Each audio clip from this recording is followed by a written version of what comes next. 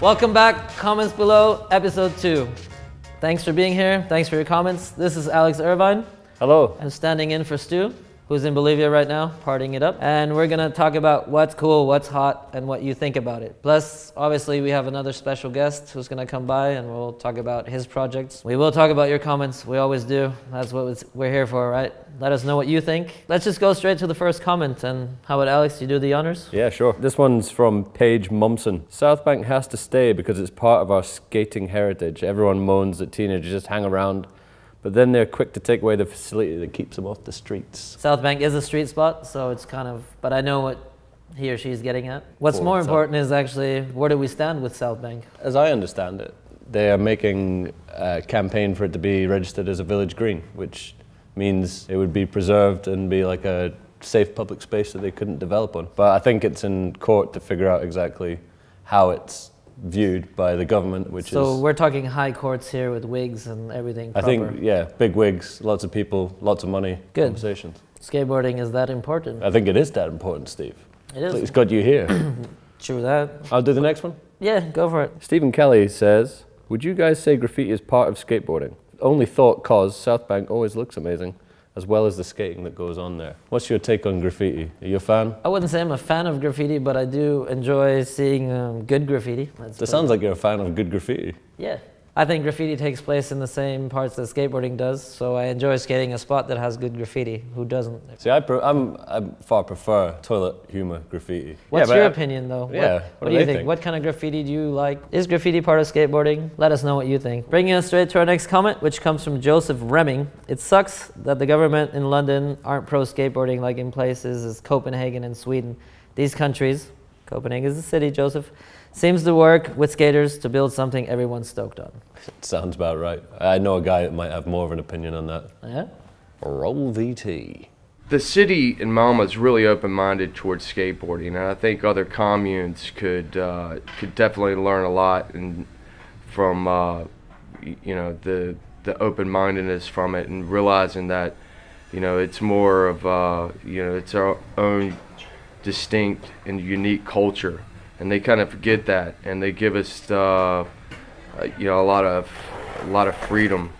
I mean, we're out here at Stoppelbeds parking, and this is a pretty, you know, marquee park, and they've given us complete total freedom. Here, they just said, "Oh yeah, you guys know what you're doing. You're the, you know, you're the experts. You're the artists. You know, you're the skaters. Do what you want." And that, to me, is just, man, you can't put a price on that. So the clip you just saw is some outtakes from the film Coping Mechanism, which is done by Mr. Phil Evans. Hello. Our guest today.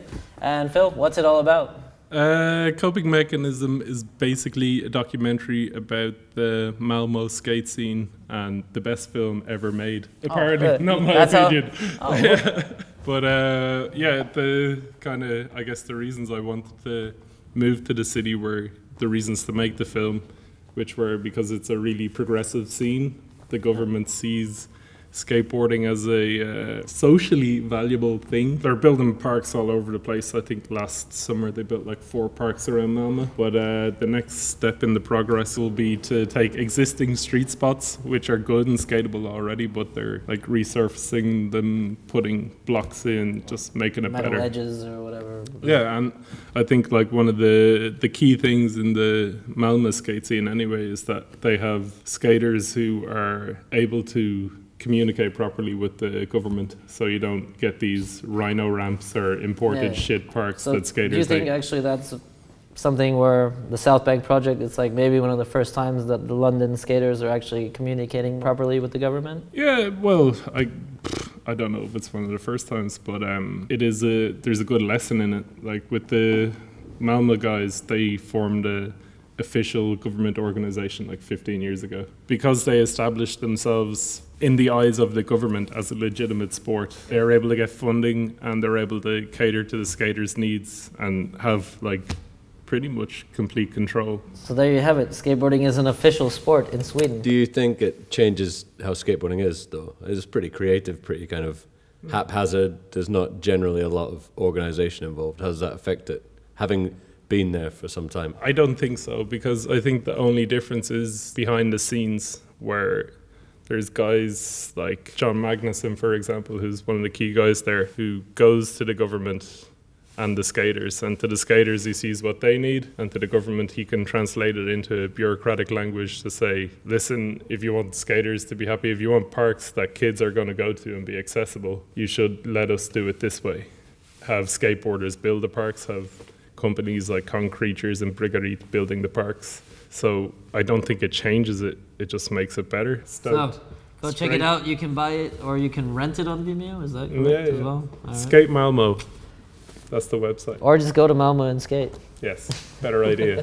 Thanks a lot for the video, Phil. I might watch it, and I'm really glad I didn't have to pay for it. Sticking to the subject of concrete, we got the next comment of Jacob Lloyd, who says, Stu, what are you doing in South America? And well, what are you doing, Stu? Roll VT.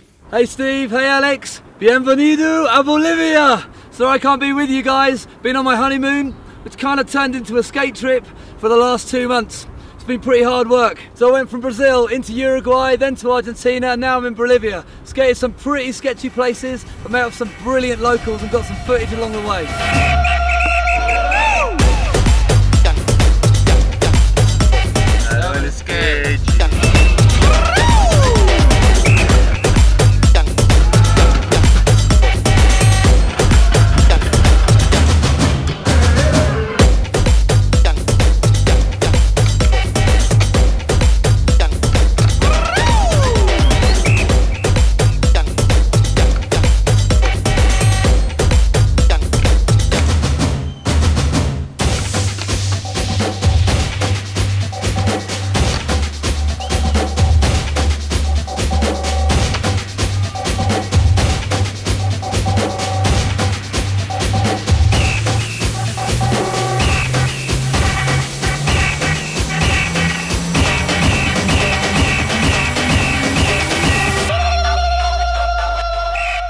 So now we're back in La Paz, Bolivia, 3,600 meters above sea level, helping build the Pura skate park. We got an international crew, all helping with the Make Life Skate Life project to build a free skate park for the people of La Paz.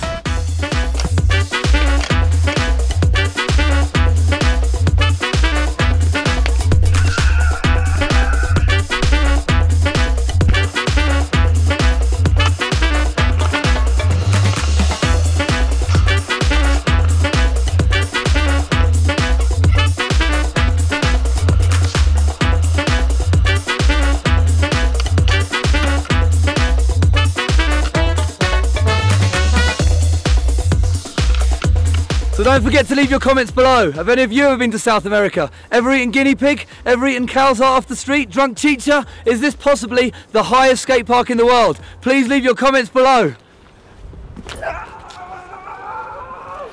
DIY in Bolivia. Thank you very much, Stu. That was sick. Thank you, Phil, for coming in. Cheers, Steve. Pleasure having you. Take it easy, Phil.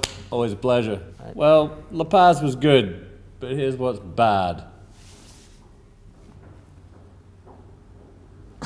Here we go, favorite time of the show for me, the wall of shame. So, Kaz Remy has a comment for us, or actually two. The end is nigh. Self-Ridges have brought out designer skateboards. Holy shit, a 2,550 pound mini skateboard that you can't skate? That's not all. There's also a 9.5 grand one that you shouldn't skate, according to Selfridges. Well, of course, right? 9 grand, 2 grand, who cares? Yeah, I mean, if I spent 9.5 grand on a skateboard, I might consider not skating it too, but then I'm not a fucking idiot. That's also why you create a skateboarding outlet. Just don't make it skatable. Perfect. But that's not even the worst of it. There's also a video. The video, you know. Featured on Dazed and Confused, featuring the longest melon grab in history. A fake South Bank. Glow in the dark, whatever. Smoke. Everything you need that represents skateboarding to the fullest. Don't even get me started on this, really. I mean, they probably won't let us show the video anyway, so just put it up there, Alex. Just go for it. And if you have something you think should be on the wall of shame, just send it in or leave us a comment. But for now, we're gonna move on to the next stuff. All right, so enough of talking shit. Let's move on to some nice things again in skateboarding, because there's plenty left. One from Todd O'Neill. Have you seen the Supreme video? If he's asking me, I have not. Me neither. No. But I'm assuming it's good. Why wouldn't it be? Dylan, Dill. Bill Strobeck. Exactly. Lots of tucked in vests and high water pants. flood pants. It'll be fashionable. I mean, that's a good topic though for comments, surely. Fashion. Yeah. Tell us what you think. If you've seen it, send your comments in. Let us know what you think. Is it cool, rad, bad?